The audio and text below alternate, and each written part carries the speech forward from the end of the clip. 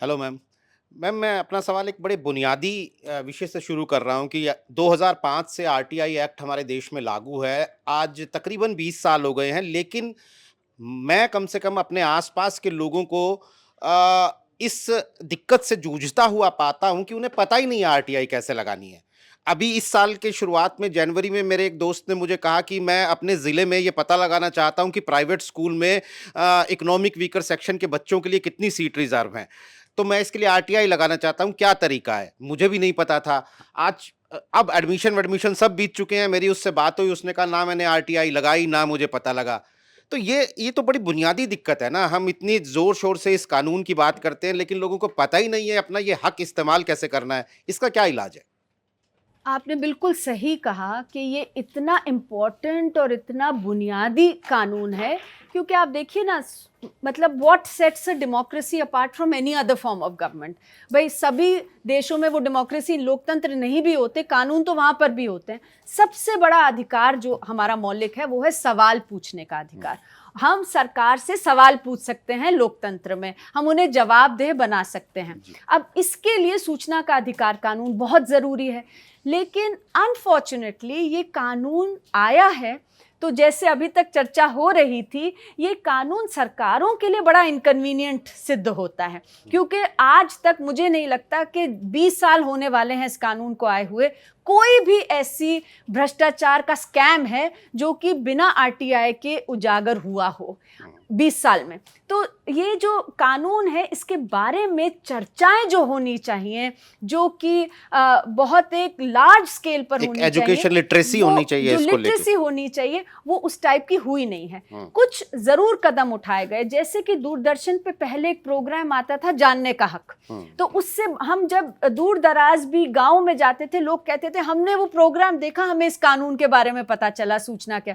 अब वो भी बंद है। तो ये जो ज़रूरत है, बहुत सारे लोग हैं, ग्रुप्स हैं जो कि ग्रास रूट्स पे काम करते हैं और इसके बारे में लोगों को जानकारी देते हैं, पर उनकी पहुंच लिमिटेड है।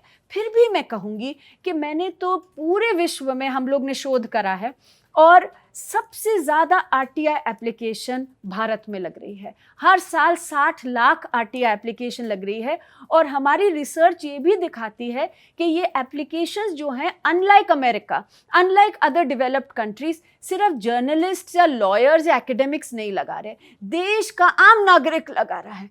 सवाल पूछ रहे हैं, मेरा राशन कार्ड नहीं बना, कहाँ पर किस अधिकारी की जिम्मेवारी थी, पेंशन नहीं मिल रही है, ओल्ड एज पेंशन, विधवा पेंशन नहीं मिल रही है, बताइए सूचना। तो लोग जम के इस्तेमाल तो कर रहे हैं, बट इसके बारे में जितनी जानकारी होनी चाहिए थी अभी भी उतनी है नहीं। मैम, आखिरी सवाल आपसे है, अगर हमारे दर्शकों के लिए अगर आप बताना पसंद करें कि अगर किसी को आरटीआई फाइल करना है, तो उसकी क्या प्रक्रिया होनी चाहिए? कैसे आरटीआई फाइल करते हैं?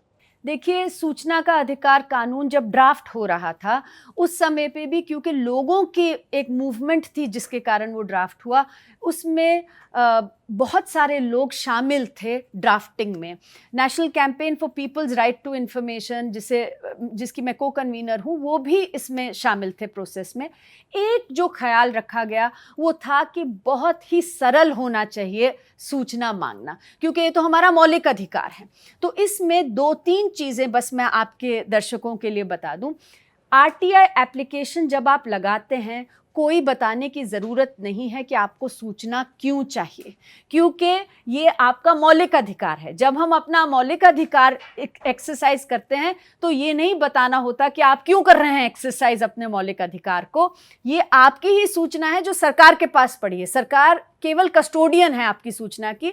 तो आप मांग सकते हैं बिना किसी सूचना के लिए इंफॉर्मेशन दिए हुए कि मैं क्यों चाहती हूँ या चाहता हूँ। दूसरी चीज़, एक खाली पेपर लीजिए, उसके ऊपर लिखिए कि ये सूचना के अधिकार कानून के तहत प्रपत्र है, ये एप्लीकेशन है। उसके नीचे आप अपना नाम, पता और जो भी आप जहाँ पे भी चाहते हैं सूचना दी जाए आपको, वो एड्रेस दे दीजिए। और नीचे फिर आप पता लिख दीजिए उन अधिकारी का जो जन सूचना अधिकारी हैं, किस विभाग में है, और नीचे अपने सवाल लिख दीजिए। बस ये प्रक्रिया है, इतनी स्ट्रेट फॉरवर्ड और सिंपल प्रक्रिया है। इसके साथ में अगर आप गरीबी रेखा से नीचे नहीं रहते हैं तो आपको फीस देनी होती है। मोस्टली देश में फीस 10 रुपए की है, तो वो आप दे दीजिए और ये आप जाके अपना प्रपत्र आप जमा कर सकते हैं। अगर आप गरीबी रेखा से नीचे रहते हैं, वो फीस देने की भी ज़रूरत नहीं है। 30 दिन में सवाल का जवाब आपको मिलना है। अगर 30 दिन में नहीं मिलता तो आप शिकायत भी कर सकते हैं, आप अपील भी डाल सकते हैं। आपकी फर्स्ट अपील विभाग में होगी और सेकंड अपील आयोग में होगी, सूचना आयोग में होगी। आयोग के पास ताकत है कि वो सरकार से आपको जवाब दिलाएं अगर आपका जो सूचना है वो दायरे में आता है आरटीआई कानून के। तो बहुत ही सिंपल प्रक्रिया है। अगर कोई पढ़ लिख नहीं सकते हैं तो कानून में लिखा है कि उनकी मदद होगी, उनकी मदद की जाएगी जो जन सूचना अधिकारी हैं उनके द्वारा, कि उनकी ओरल रिक्वेस्ट को रिटर्न में ये किया जाएगा।